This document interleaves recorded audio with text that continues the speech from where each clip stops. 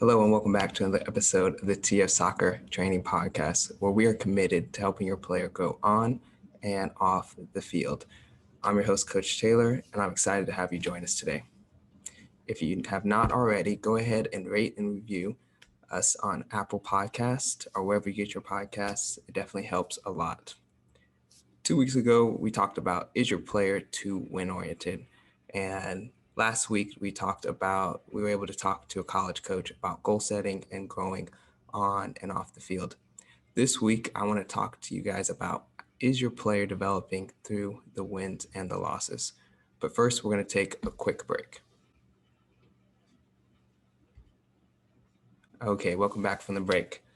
I wanted to piggyback on this question because we talked I touched a little bit about it 2 weeks ago, but I didn't delve as much into the team dynamics and player development side. So why is it important to develop through the wins and the losses? And why do a lot of parents kind of get tripped up about seeing that wins is equated to development or success? If first and foremost, if we just always all our barometer of players improving is based on wins, we're missing a large portion of the picture. If players are just winning, they sometimes just get soft from just winning, right? They feel their success, they're getting success, they're winning games, and it's easy to get complacent. It's human nature. And especially when you're young, you may take this as a chance to be able to not focus as much on your technical side of the game. I think a little bit about so many great stories of young youth players going up through the system who were bigger, faster, stronger than their competition, and it was therefore much easier for them to score goals, win games, be successful. But maybe the smaller players on their team really focus on the technical side of the game. They really worked on their ball control, all the skills that are needed to play the game at a higher level. Well, what ends up happening is those players who developed physically first and didn't work as much on the technical side of it, they end up losing out to the players who worked on the technical side when everything starts to even out. So if you're just focused on winning, if you're just focused on the result rather than the process, then your player can sometimes get lost in your player development can sometimes get lost in that. And I think of this quote, which is, when you win, everything's kind of forgiven and forgotten. Those little things those little habits, those little bad habits that you have are kind of allowed to go on and allowed to not be fixed or addressed. And the good teams are able to balance that out. They're able to enjoy their success, enjoy their wins, but they also realize that, it's it's a knife's edge how the difference between winning and losing. So they're able to go back and look and say, okay, we won this game, but we want to get better. We want to improve. Now, the teams that may be successful at it for a period of time, they may be winning, but then they just kind of, because they're winning, they don't really focus on those details that make and break them. You're going to have an opportunities to correct mistakes. You're going to have an opportunity to get better, and you're going to have a chance to go through adversity. If you're just always winning, you're going to they don't have to focus on adversity, but we know that for life, you're going to have adversity. One of the things that I truly believe is that with adversity, you're either just coming out of it, in the midst of it, or you're about to go into it. So how do you deal with that? How do you move past it? How do you respond then when you know that that's kind of a fact of life? And if you're just always focusing on winning and being successful and thinking that it equates to development, then when you face adversity, your player doesn't know how to deal with it. And that kind of reminds me of a story I heard, which is about a high school teammate of mine. He ended up jumping from club to club to club, youth club to youth club to youth club, because that was a team that was winning and that was a team that was being successful. And I could understand why his reasoning was, I wanted to play on the best team possible. I wanted to be around, because if I'm playing on the best team, then I'm getting seen by the best college coaches. Moving back, and he would go back to the same club that he left 2 years before because they all of a sudden started winning. And I just thought there's something off about that. There's something wrong with always just trying to hop teams, to be kind of a club jumper because you think that's the team that's winning and that's what's going to allow you to get seen, instead of sticking with it and maybe help elevating your team to another level. Or if you're not playing on that team, maybe you stick with it and you try to figure out, okay, how can I improve my skill? um, you shouldn't just leave a team because it's not going your way, and your players shouldn't leave a team because it's not seeing the success right away. Um, I'll tell you even another story, and this is from a book I read recently. It's called Soccer Coaching Strategies for Sustained Success. It's written by Ashu Saxena, who is a club director and somebody who's really involved in the world of club soccer, youth club soccer. And he talked about a team, and the name of this team was BRYC Blue Lightning. And he actually coached them from age 8 all the way through age 18.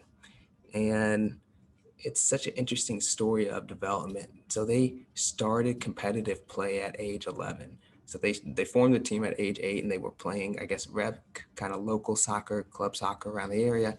They got into competitive travel play around age 11 and were placed in the lowest division. So they were placed in Division 5 for, I guess, for the state of Virginia. And by the time at age 11 to U12, by the time they got to age 14, they actually worked their way up to Division 1. And they were actually state semifinalists for state cup, which is pretty incredible to think about, a team who started pretty much together at age 8 to work their way up to at age 14, competing for the state cup tournament. And it didn't happen by accident, right? Um, they bought into the developmental vision that the Coach Saxena, gave to them. And by the time they had graduated or they got to age U18, they were always in the running for state cup. They were always in the running for various tournaments that they went to, and they most of that team had stayed together. Right, they had 5 players from uh, age 8 that stayed together, and they had 13 players that joined the team by age 12 that stayed together all the way through age 18. So the majority of the team stayed together for 6+ years and they got better, right? And that's kind of unheard of, especially in my area in Houston, where there's always teams kind of forming, joining together, leaving, all these different things. It's really difficult for a team to kind of stay together and have the same coach to be able to buy into that vision. And the reason that this team is kind of, I would say, rare or kind of a throwback is because, um, coaches change clubs, teams, players leave, right? Um, but when you do it the right way, when your team is developing through those those losses and those wins, you can see what that continuity will do for players. And that team ended up having, multiple players go on to play in college and be successful. And in fact, they were highlighted by Coach Anson Dorrance, who is the women's head coach of the UNC, University of North Carolina Chapel Hill's team. And he highlighted that team in his book, Visions of a Champion. And he actually highlighted them at the camp because they came to his UNC team camp as a really exciting example of long-term development. So we see that teams and players who stay together through the wins and losses, who don't just jump off the boat, that they can end up accomplishing some pretty incredible stuff, right? And you as a parent have to decide, okay, we understand that players we're gonna face adversity. We're gonna have times where it feels like the progress is slow.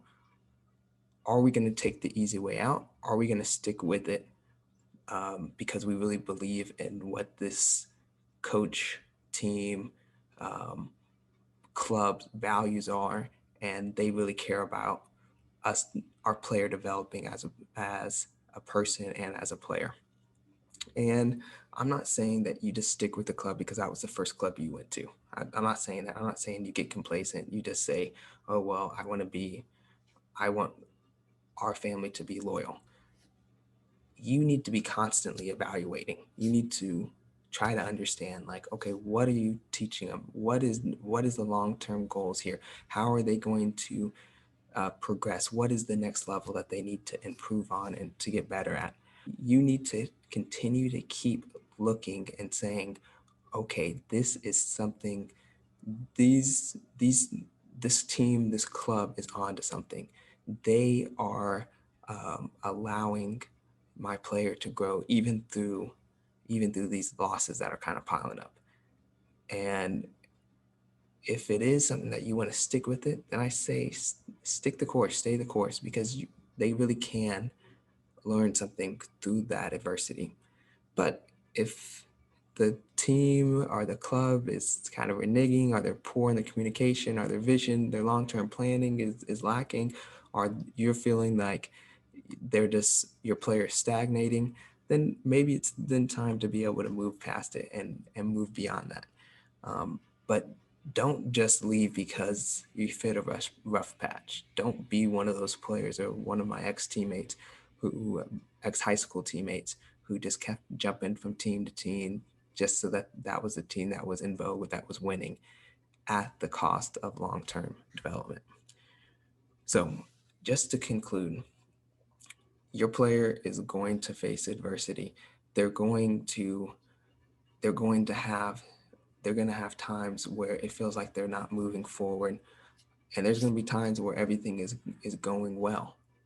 So it's up to you as a parent to be able to balance out those things, to be able to see the long-term vision, because you want them developing as players. You want them to reach their potential as players, but you also want them to reach their potential as people. So you do not want them to miss out on long-term development for chasing short-term wins.